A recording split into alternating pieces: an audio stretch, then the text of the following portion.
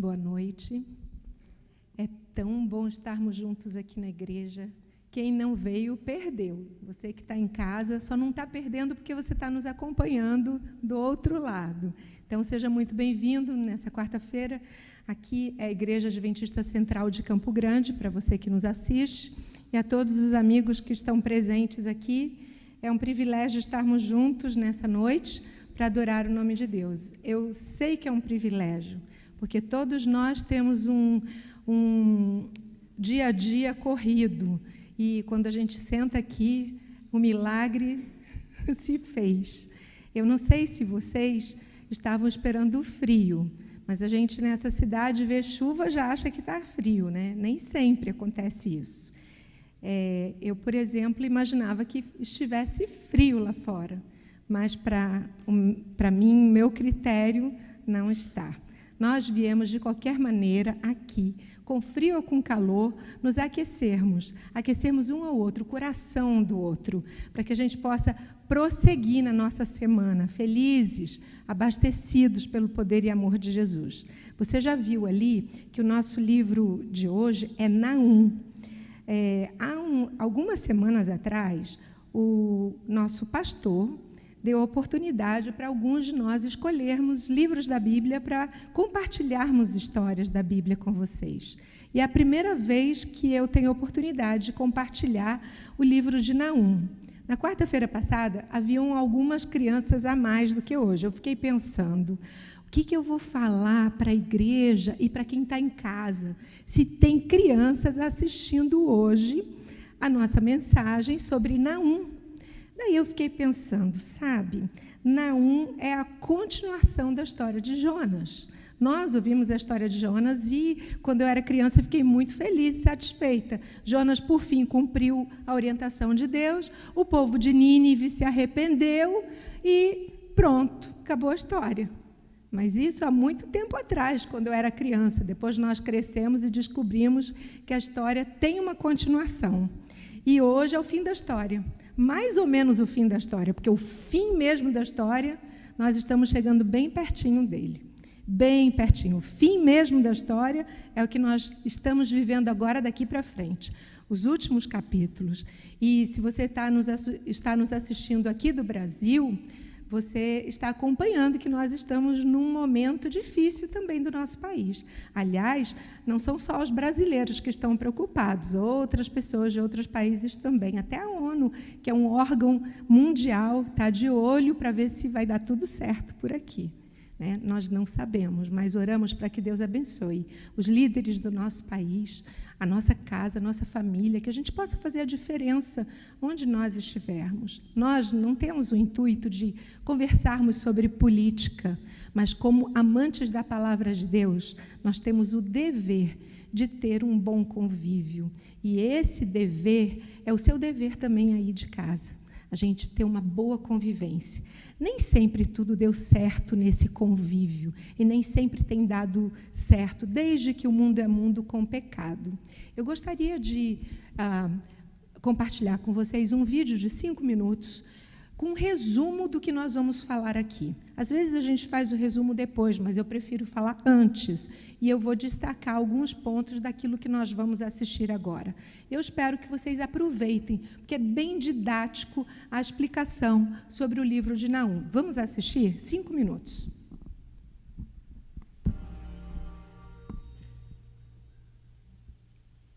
O livro do profeta Naum. Esse pequeno livro profético é uma coleção de poemas anunciando a queda de um dos piores opressores de Israel, o antigo império da Assíria e a sua capital, Nínive. Os assírios surgiram como um dos primeiros grandes impérios do mundo, e a sua expansão em Israel resultou na destruição total e exílio do Reino do Norte e suas tribos. Os exércitos assírios foram violentos e destrutivos, em uma escala que o mundo nunca tinha visto antes. E assim, Israel e seus vizinhos estavam aguardando a queda da Assíria, que finalmente chegou no ano 612 a.C.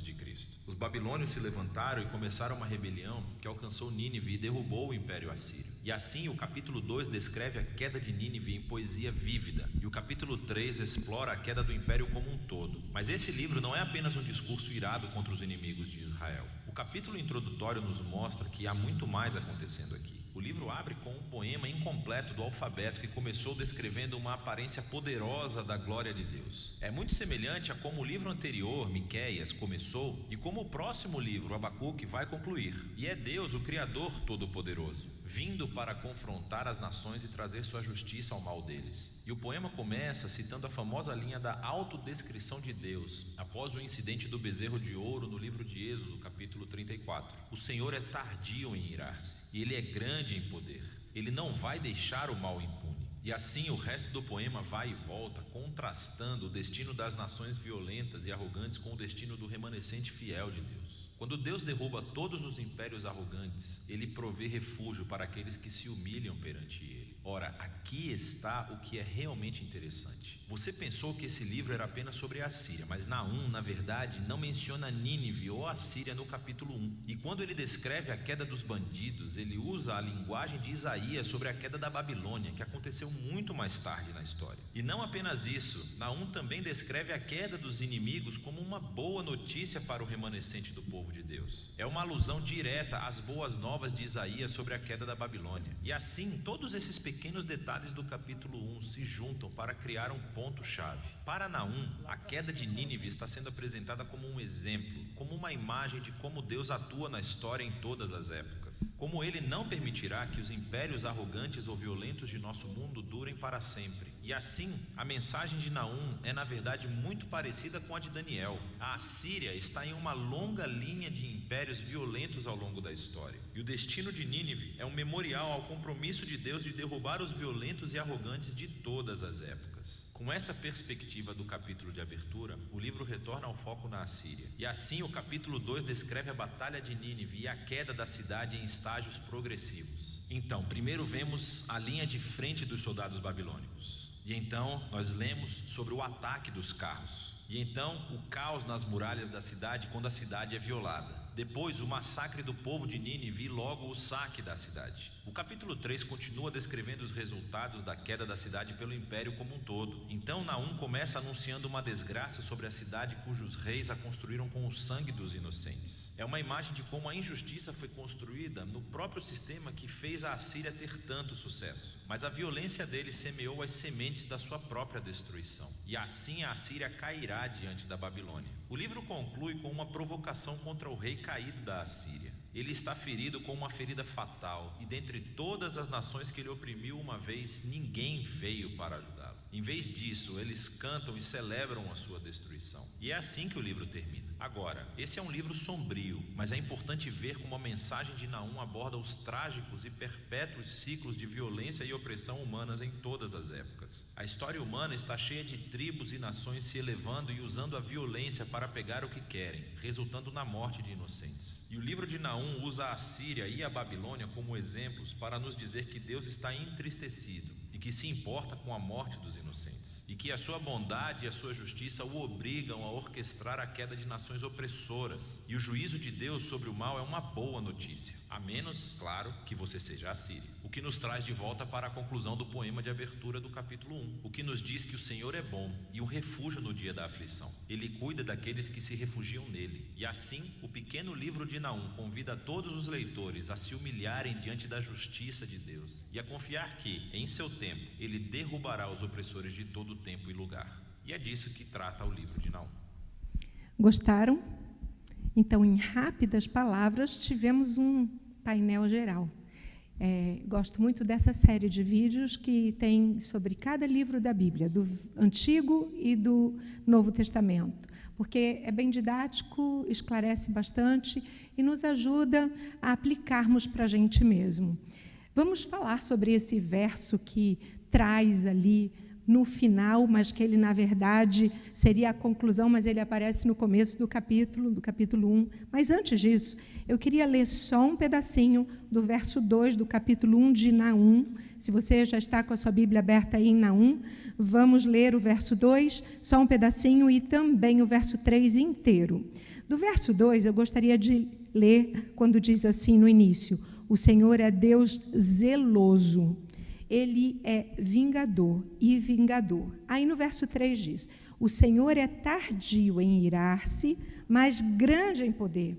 jamais inocenta o culpado. O Senhor tem o seu caminho na tormenta e na tempestade, e as nuvens são o pó dos seus pés.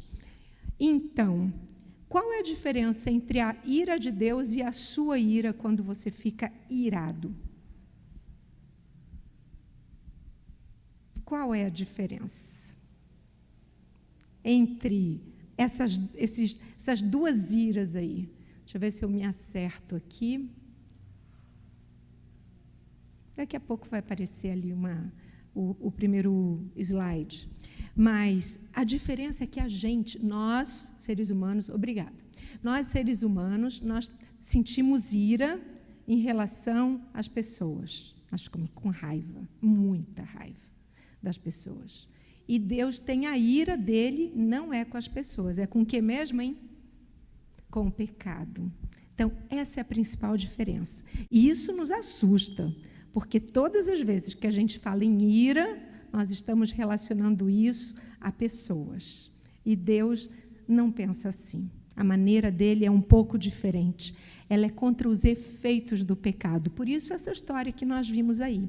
E por falar nessa história, o profeta Naum, que em hebraico significa compassivo, consolado, ele foi enviado a Nínive com uma mensagem de juízo, como nós vimos. Igual Jonas, há muito tempo atrás. A diferença é que, como eu disse, os ninivitas aí com Jonas teve um final feliz a história, né? E viveram felizes para sempre, até um ponto. E depois, com Naum, não. Eles voltaram à sua conduta má, violenta, e o povo seria completamente exterminado, como nós vimos. Naum, ele esclarece muitos temas teológicos. Nós vamos destacar alguns aqui nessa noite. E eu queria chamar a sua atenção para essa imagem. Claro que não dá para a gente saber exatamente como foi naquela época, mas tem umas características aqui. Vocês sabiam que esse muro tinha mais ou menos 30 metros de altura? Então, ele era bem alto. Mas o que mais me chama a atenção, estudando sobre o livro, é que ele era tão largo que cabiam 3 carruagens, uma do lado da outra. Então, ele era bem largo. Quando nós vimos na ilustração, agora há pouco, no videozinho, caindo as muralhas, a gente tem uma noção de que não foi uma coisa tão difícil assim. Mas essas muralhas... Sabe o que é uma carruagem do lado da outra? 3. Se fosse uma, eu já acharia largo. Porque nós, aqui, estamos acostumados, quando éramos criança, a andar em cima de um muro, um pé na frente do outro, senão a gente caía. Pelo menos assim eu andava quando era criança. Um pé na frente do outro. Não podia ser um pé do lado do outro, era um na frente do outro. Porque o nosso muro aqui é estreito. Mas dava até para sair da carruagem no muro, bater papo, se fosse o caso, porque era largo, bem largo mesmo. Então, isso significa que um poder sobrenatural estava por trás de derrubar um tipo de muro desse. E ainda por cima, vocês estão vendo essas colunas ali? Elas eram mais altas do que 30 metros ainda. Elas tinham mais de 40 metros, elas eram altas mesmo, muito altas aquelas colunas. E interessante que haviam aquelas torres, né? Haviam 1.500 torres dessas nos muros. Então, ainda tinha um adicional. Era muita torre. Então, isso são curiosidades para a gente ter uma noção de que era uma cidade bem fortificada. Eles achavam que estavam bem protegidos. No século VII a.C., essa nação representava todos aqueles que se opunham contra Deus. E era grande, porque Nínive era a capital da Assíria, era a maior de todas na época, né?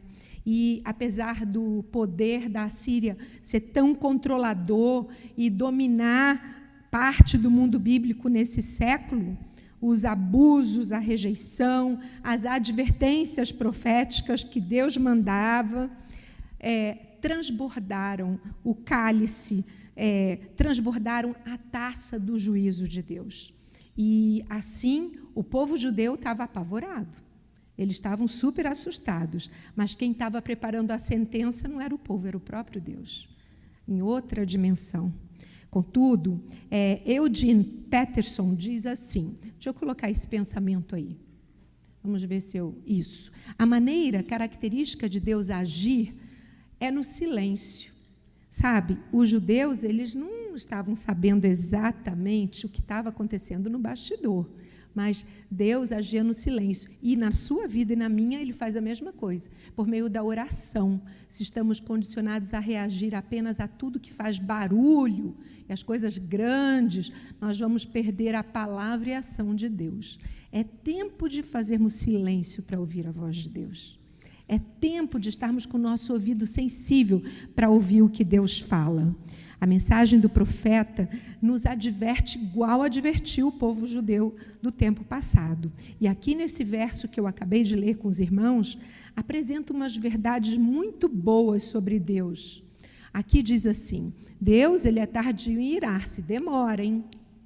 Demora anos, décadas, séculos. Ele é grande em poder. Olha, quando estava para virar de 1999 para 2000, todo mundo tinha um medinho, né, no coração, tipo, é agora. Agora vai.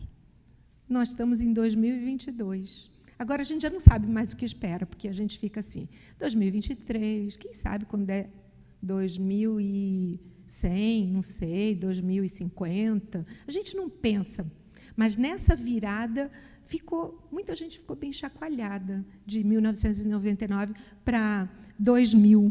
Agora, o tempo para a gente é tão diferente do tempo para Deus, né? Ele é grande em poder, ele jamais inocenta o culpado. Esse jamais devia estar com letra vermelha ali. Jamais inocenta o culpado. Então, não pensa que ele não viu o que aconteceu com você, que você se sente oprimido. Não, ele viu, sim. E ele é onipotente, ele é soberano, ele é dono de tudo. Às vezes a gente vê os contrastes sociais e a gente não entende muitas coisas, porque uns com tanto e outros sem nada, absolutamente nada. Essa semana, conversando com o irmão João, nós fomos dar uma cesta, algumas cestas para algumas pessoas carentes, e uma das pessoas que eu levei a cesta, na hora que eu entreguei, ela, agradecida, haviam alguns itens de higiene pessoal, ela disse para mim assim, eu tinha só um restinho de um sabonete. E quando eu vi que tinha um sabonete na cesta, eu fiquei muito feliz. Depois ela disse assim, e eu tinha só um pouquinho de arroz e feijão, não tinha mais nada. Então, hoje eu pude comer uma refeição, me agradecendo depois, não a mim, né, a nossa igreja. Então, Deus, Ele sabe de todas as nossas necessidades, Ele é dono de tudo, e Ele estava cuidando do povo, do seu povo também. E Ele é o Deus que recebe qualquer um que busca, a bondade dEle é muito grande. Aqui, nesse primeiro capítulo de Naum, nós podíamos dividir em duas partes aqui. Primeiro, a revelação do juízo e do juízo nos versos 1 até o verso 7. E eu vou deixar o verso 7 reservadinho aqui, para a gente falar nele algumas vezes. Deus é um juiz sério, Ele é um Deus de alegria, de felicidade, mas quando se trata de justiça, Ele é um juiz sério, Ele julga, e Ele é justo, e Ele vinga, não é com maldade, Ele vinga com justiça. E a sua justiça, o fundamento dela é extraordinário. A justiça de Deus é baseada na paciência. A nossa justiça é vingativa, é diferente. A dele é baseada na paciência, no equilíbrio, mas a paciência não anula o poder, que ele é grande em poder.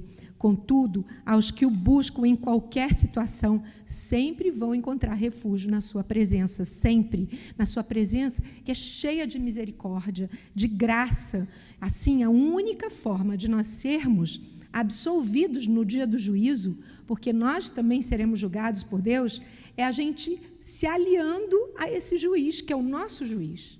Aqui, na igreja, certamente deve ter algum advogado ou advogada. Já vi duas. E quem é advogado e estuda muito leis é muito sensível à justiça. A justiça nossa, humana. e sabe que se você tem bons relacionamentos, é mais fácil de desenvolver o seu trabalho. E com Deus também. Deus quer bons relacionamentos, mas é com Ele. Se você tem um bom relacionamento com Ele, você vai conhecer tanto desse juiz, Ele tanto de você, que aí sim você vai ser absolvido no dia do juízo. E a segunda parte do primeiro capítulo fala sobre o julgamento celestial. Versos 8 até o verso 15 fala sobre esse julgamento que se refere ao julgamento celestial.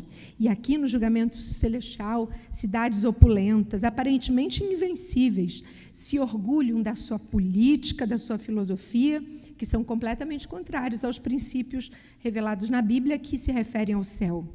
E essas nações opressoras que a gente assiste, essa exploração do mais fraco que nós estamos assistindo, vai haver um acerto de contas no dia final, no juízo final. Os homens pagarão por tudo que eles fizerem. Essa intervenção divina tem uma boa notícia para vocês e para nós, que amamos a Jesus, que somos amigos de Jesus. Sabe qual é a boa notícia? A boa notícia é que nesse momento do juízo final de Deus, que só Deus vai fazer, nós, cristãos, seremos libertados. Vai ser o dia da nossa libertação do mal completa. Esse profeta desconhecido, Naum, que a gente sabe tão pouco sobre ele, só sabemos o que está escrito na Bíblia. Aqui diz, livro da visão de Naum, o Eucosita. Pronto, só isso. A gente não sabe muito sobre ele, mas nós sabemos que ele foi um profeta escolhido por Deus. E ele lembra os assírios que Deus está sensível às ações das nações. As oportunidades são dadas para toda a humanidade. Foi dada para Nínive. Deus mandou Jonas lá primeiro. Foi dada essa oportunidade para eles. Elas não devem ser desperdiçadas. Como eu disse, Deus é tardio em irar-se. Deus, por fim, não vai só livrar a gente da opressão, mas Ele vai exterminar totalmente o mal, de tal maneira que o mal não vai se levantar novamente. Com a Assíria era para acabar tudo, para acabar toda a maldade, tudo, exterminar aquele povo. Não existir mais. Mas conosco, o mal não vai se levantar novamente, porque mesmo com a destruição daquele povo, o pecado continuou e tem continuado até hoje. Mas quando for o seu julgamento e o meu, é sem pecado mais, acabou. Então, isso dá muita esperança, né?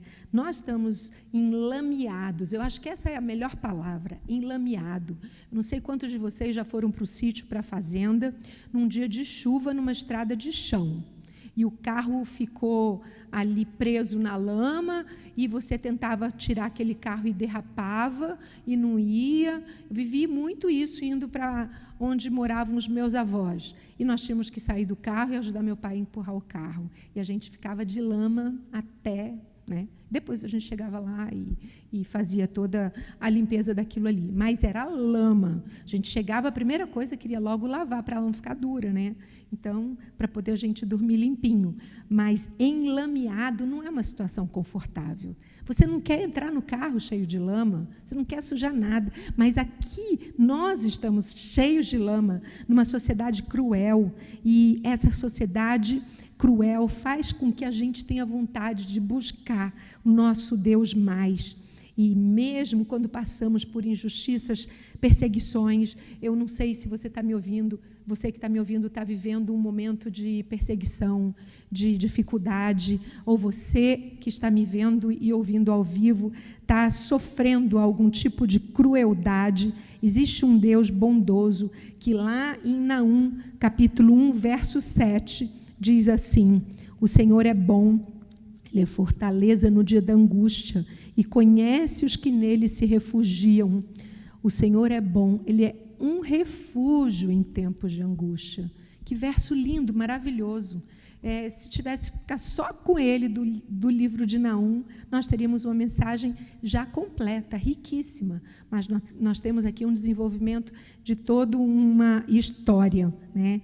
Deus reconhece, Ele reconhece você, Ele reconhece qualquer pessoa que está com o coração disposto a buscar ajuda, misericórdia. Vamos dar uma passadinha rápida nos 2 outros capítulos, e aqui o capítulo 2, nós poderíamos dividir esse capítulo em algumas partes. Eu vou dividir em 4 aqui, escolhi separá-lo em 4 partes. E a primeira parte fala sobre o cerco de Nínive, está lá nos versos 1 até o verso 4. Então, no verso 1 diz assim: o destruidor sobe contra ti, ó Nínive, guarda a fortaleza, vigia o caminho, fortalece os lombos, reúne todas as tuas forças, porque o Senhor restaura a glória de Jacó, como a glória de Israel, porque saqueadores o saquearam, os destruíram os seus sarmentos. Os escudos dos seus heróis são vermelhos, os homens valentes vestem escarlata, cintila o aço dos carros no dia do seu aparelhamento e vibram as lanças. Percebe que aqui é uma linguagem bem poética, como foi mencionado também. Os carros passam furiosamente pelas ruas e se cruzam velozes pelas praças, parecem tochas, correm como relâmpago. Então, aqui é mencionado a censura que aterroriza todos os inimigos do Senhor, porque esse é o cerco de Nínive. E daí, depois, continua falando sobre a queda de Nínive, dos versos 5 a 8. Depois, segue um pouquinho mais, os versos 9 e 10, aqui falando sobre a pilhagem, que os tesouros de Nínive foram saqueados. Então, saqueai a prata, saqueai o ouro, porque não se acabam os tesouros, há abastança de todo objeto desejável. Então, agora é feito pilhas e pilhas desses tesouros roubados, derretidos os seus corações aflitos. E depois fala, nos versos 11 a 13, desse covil de leões que é demolido. E aí eu perguntaria, bom, aqui a gente volta a lembrar, de Jonas e Naum, os 2 chamados por Deus com uma mensagem para a cidade de Nínive. Jonas, ele clamou contra a cidade de Nínive, e os ninivitas, repito, eles se derreteram diante do seu clamor. Mas agora aqui Naum, ele descreve nesse capítulo todo, 2, ele descreve de maneira detalhada, vívida, a queda da cidade de Nínive, em detalhes impressionantes, e declara também que essa cidade não só cairia, mas os seus habitantes seriam humilhados, porque os habitantes podiam fugir, mas eles seriam humilhados, ao contrário da época de Jonas. Dessa vez, aqui, olha no verso 13 aqui, começa dizendo assim: eis que eu estou contra ti, diz o Senhor dos Exércitos. Então, aqui é falado claramente através de Naum. Deus declara: eu estou contra ti. Que reviravolta, Porque antes não, Jesus estava defendendo a cidade de Nínive para que o povo se convertesse. Agora, a medida, a taça já tinha transbordado em tanta iniquidade, e Deus então fala: eu estou contra você. As profecias, então, de Naum aqui sobre a destruição de Nínive, desse poder assírio, tem uma aplicação a mais, secundária. E eu também queria aproveitar para perguntar: como é que será que um tipo de capítulo desse vem para alimentar a minha fé, me revigorar, alimentar a minha esperança, a minha alma que chega aqui nessa quarta-feira à noite, faminta, necessitada, carente de ser nutrida? Como revigorar a nossa fé? E agora, aplicando de uma maneira assim, um pouco mais secundária, aqui nós vemos uma descrição do fim de todos os reinos dessa terra, das cidades, das riquezas que alguns acumulam.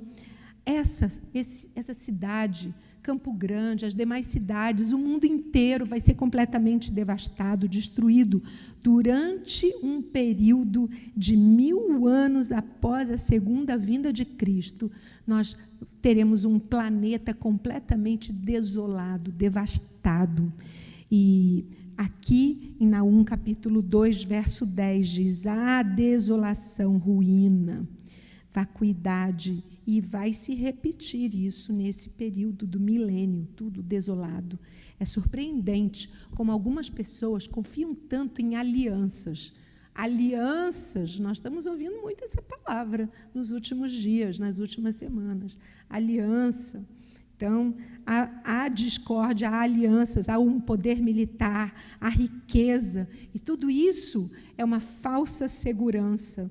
No entanto, isso mostra que é como se os seres humanos estivessem novamente erguendo torres e torres de Babel, como antigamente, erguendo suas torres de Babel, achando que estão protegidos, ignorando que aquele que deu inteligência para grandes exércitos, para líderes políticos, para tantas pessoas criarem e inventarem tantas coisas. Há umas semanas atrás, haviam aviões fazendo treinamento por aí, estavam bem perto da minha casa, muito barulho, muito treinamento e tal. E meu filho estava contando que tinha ouvido também sobre esse tipo de treinamento dos aviões, e que haviam aviões do exterior aqui também na cidade. Enfim, a força e a inteligência para tantas estratégias, ela vem de Deus, mas as pessoas esquecem quem é que dá essa inteligência para resolver e para fazer tantas coisas, para realizar grandes coisas. Depois confere lá em Deuteronômio, no capítulo 8, versos 11 a 20, como Deus descreve, como Ele dá a inteligência, como Ele clareia a nossa mente para tantas coisas, a mentes tão brilhantes. E isso me leva a pensar que naquele momento que tiver para entrarmos na Cidade Santa, Satanás ainda convida, vai achar que ele pode, né? E ele vai pegar os cérebros mais inteligentes de todas as épocas do mundo. É muita inteligência reunida ali, colecionada. Mas quem que deu essa inteligência para todos? Inclusive para o próprio Satanás, que antes era Lúcifer, que foi criado por Deus. Eu li essa semana no Mensagens Escolhidas, volume 3, Ellen White descrevendo e respondendo algumas perguntas sobre o tempo do fim, falando sobre Lúcifer, que tinha sido criado por Deus. Então, é muito interessante a gente pensar que esse Deus maravilhoso, com tanta inteligência, as pessoas se sentem tão arrogantes, a tal ponto de oprimir os outros, como na época da Assíria. Deus é contra aqueles que arrogantemente ignoram seus apelos para abandonarem seus maus caminhos. Deus é contra aqueles que oprimem impiedosamente os outros e contra aqueles que continuamente têm o seu coração endurecido. Há muito disso, e aqui no capítulo 2, verso 2 diz, porque o Senhor, Ele restaura a glória de Jacó, como a glória de Israel. Porque saqueadores o saquearam e destruíram os seus sarmentos. Então, Deus é a favor daqueles que querem ser guiados pelo Espírito Santo. E é Deus que restaura. E eu pergunto, em qual dos grupos você se vê? Dos opressores ou dos que são oprimidos? Em qual desses grupos? Ou daqueles que querem ser guiados pelo poder do Espírito Santo que restaura? E, por fim, sobre o último capítulo de Naum, ele prossegue com a derrota de Nínive, ressalta a humilhação da cidade, o juízo de Deus, Nínive que escraviza os outros, que é cruel, e por causa disso que Deus está contra os assírios, e fala aqui no verso 5, do capítulo 3, diz assim, eis que eu estou contra ti, diz o Senhor dos Exércitos, levantarei as abas de tua saia. Ei, levantar a aba da saia, levantar a saia é mostrar o que está embaixo da saia, não é não? Essa é a linguagem da Bíblia aqui. Sobre o teu rosto, sabe, quando passa um vento e levanta a saia, é bem isso. E mostrarei às nações a tua nudez, e os reinos e as tuas vergonhas, tudo que estava escondido, figuradamente embaixo da roupa, agora vai ser revelado. É Deus que revela tudo. Então, ele fala aqui, eu vou revelar a imundícia, fará deles, dos assírios, objetos de desprezo, mostrará que a cidade é fraca, o comércio, a cidade e a atividade governamental serão interrompidos, tudo. Um belo dia esse mundo vai estar funcionando como se nada fosse acontecer, mas tudo será interrompido pela glória e pelo poder de Deus. Ele que tem esse poder. E eu queria concluir, levando você a refletir em algumas verdades que nós encontramos aqui nesse livro tão pequenininho. É evidente nessa mensagem aqui de Naum que Deus não gosta de algumas coisas. Por exemplo, feitiçaria. O que a gente poderia colocar aqui? Na cidade de Campo Grande, eu vejo pouco isso, mas minha família é do Rio de Janeiro, e no Rio de Janeiro a gente vê um pouco mais isso. Na frente de algumas casas, tarô, búzios, magia, benzedeiras, essas coisas. Deus é contra qualquer tipo de feitiçaria e idolatria também. Imagens de esculturas, entre outros, muitos deuses. Segunda verdade para a gente refletir. Deus não suporta a prostituição, imoralidade sexual,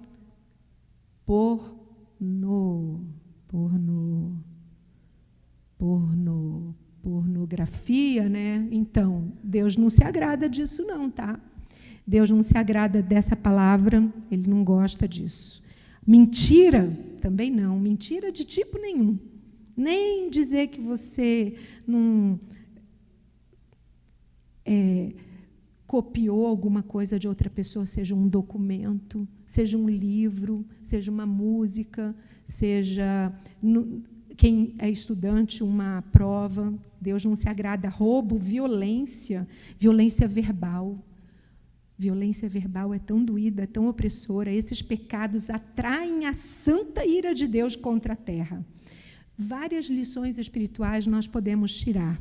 E eu queria também mencionar algumas. Deus controla todo o universo. Nós vimos agora há pouco isso, que Deus é poderoso. As nações são comissionadas a serem ministros realizando os desígnios de Deus.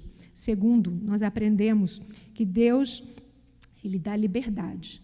Nós temos liberdade, todos nós temos liberdade, mas Ele deseja que a gente coopere com santos princípios, com uma vida correta. Terceiro, a maldade colhe o que plantou, não colhe? Colhe. A justiça prevalece.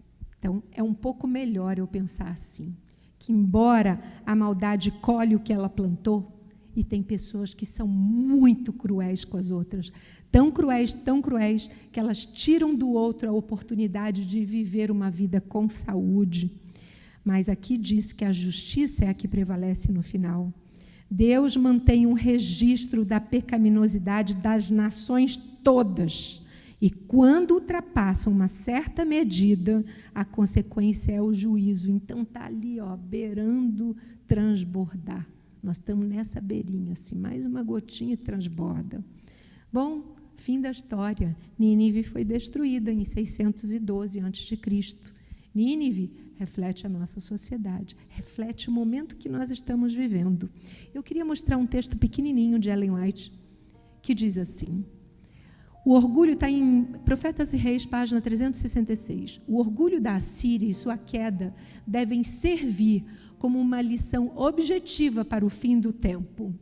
E depois, lá, novamente, volta ao verso do capítulo, o verso 7 e 8 do capítulo 1. O Senhor é bom, Ele é uma fortaleza no dia da angústia, e conhece os que confiam nele, e como uma inundação transbordante, o mal acabará de uma vez. E Deus vai acabar com todos aqueles que se exaltam acima do Altíssimo, ou seja, com todos os que se acham demais. E nessa noite, eu tenho um convite para você. Eu pensei nas crianças quando eu escolhi aquela figurinha ali. Jesus deseja habitar no seu coração e Ele quer te dar um banquete. O banquete que Deus quer te dar é todo dia. Fé, esperança, amor, mas principalmente amor, o mais importante de todos eles. Então, seu desafio, o meu hoje, é aceita. Deus não quer dar, é de graça. Aceita esse presente gratuito de Deus, como diz Romanos 6, 23. E viva na certeza que Jesus vive, que Ele enxerga, que Ele vê, Ele vive por você e por mim. Então, cabe a mim vigiar e orar. E, por fim, eu termino com uma pergunta. Medo ou amor? O que é que move você a adorar a Deus? Então, que tal a gente calçar os nossos pés com a preparação do Evangelho da paz e ser portador do Evangelho do amor? Não vai ser melhor? Que Deus nos ajude a colocarmos essas lições em prática na nossa vida todos os dias. Receba nessa noite o amor de Jesus. Deus abençoe. Oremos.